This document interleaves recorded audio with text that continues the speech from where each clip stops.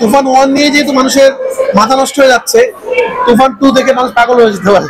তো বড় বাজেটের ছবি যখন এক সপ্তাহের মধ্যে আমরা বলে ফেলি ব্লকবাস্টার, তার মানে আমরা সিনেমার ব্যবসা করে ফেলছি।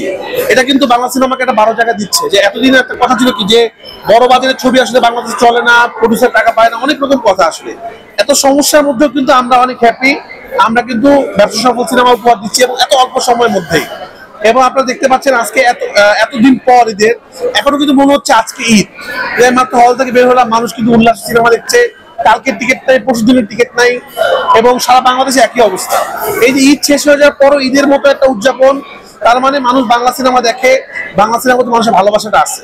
তো আমরা এদের জন্য আরো ভালো ভালো ছবি বানাতে চাই ইনশাল্লাহ। সামনের দিনে আরো এরকম তুফানের মতো ছবি আমরা বানাবো ইনশাল্লাহ। না, একটা সিনেমা আসলে পুরোটা টিম ওয়ার্ক।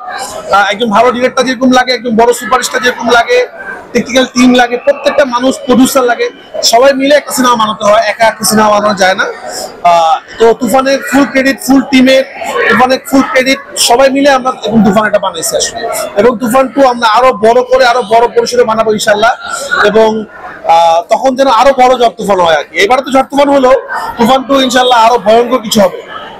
তুফান 1 নিয়ে যেহেতু মানুষের মাথা নষ্ট হয়ে যাচ্ছে, তুফান 2 দেখে মানুষ পাগল হয়ে যেতে পারে।